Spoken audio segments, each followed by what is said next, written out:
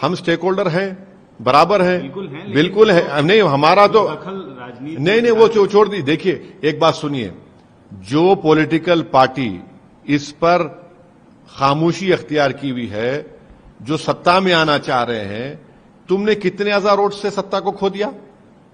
ये अलग बात है कि तुमने बेईमानी करके हमारे 4 बेईमानों को खरीद लिया, अलग बात है, मगर ये होश के नाखून लो, इस पर जागो। देखिए मौत के बाद रोना बेकार है, अभी तुम मरे नहीं हो सियासी तौर पर, देख लो, जिंदा रहने के लिए होश में आ जाओ। तो आप आरजेडी की तरफ इशारा कर अरे हम देखिए कि आपके साथ आए इस मुहिम में। अक्लमंद को इशारा काफी है। हम देखिए, हम स्टेक होल्डर हैं, हमारे पेट में दर्द है तो हमको अजवान खाना है, इसलिए हम अजवान खा रहे हैं। ईसीआई को हमने अपना रिप्रेजेंटेशन भिजाया है। हम उम्मीद करते हैं कि ऑनरेबल इलेक्शन कमिश्नर हमारे रिप्रेजेंटेशन को देखेंगे, पढ़ेंगे, हमारे कंसर्न्स को एड्रेस करेंगे, क्योंकि जब ये डेमोक्रेसी का एक बहुत बड़ा फेस्टिवल है और मेरा हथियार तो वोटर है ना, जब हथियार ही नहीं होगा तो कौन कैसे जीतेगा बताइए, चाहे कोई पॉलिटिकल पार्टी हो।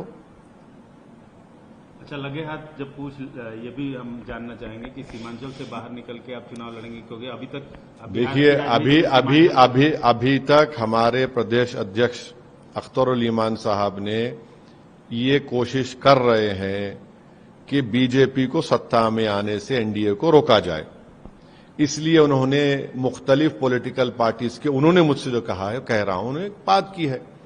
अब उनको समझ में आता है नहीं आता अलग बात है, मगर जहां तक हमारी पार्टी का मामला है, हम अपना चुनाव पूरी ताकत के साथ लड़ेंगे।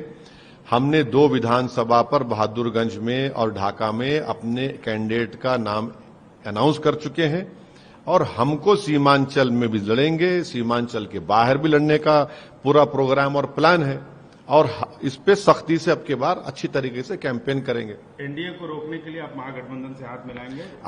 अख्तरुल ईमान साहब ये कोशिश कर रहे हैं, जो हमारे बिहार के अध्यक्ष हैं। लोग जानते नहीं हैं कि 5 साल पहले भी मैंने कोशिश की थी, इनके 2 बड़े बड़े सांसद को जाकर उस पुरानी पार्लियामेंट की बिल्डिंग के सेंट्रल हॉल में मैंने उनसे जाकर कहा था। अब अभी भी अख्तरुल ईमान साहब कोशिश कर रहे हैं कि हम भी नहीं चाहते कि भाजपा या एनडीए जीते वहां से। अब ये उनके ऊपर है, ये उनके ऊपर मुनस्सिर है, वो फैसला आजाद अपना फैसला लेने के हकदार हैं, हम अपनी पार्टी के हक में फैसला तैयार हैं। हम देखिए, हम तो इलेक्शन लड़ेंगे, चाहे अकेले लड़े चाहे महागठबंधन के साथ लड़े, ये नहीं मालूम ना। देखिए अख्तरुल ईमान साहब जो कोशिश कर रहे हैं वो कितने कामयाब होते नहीं होते, मगर वो तो कोशिश कर रहे हैं पार्टी की तरफ से, देखिए क्या होता है।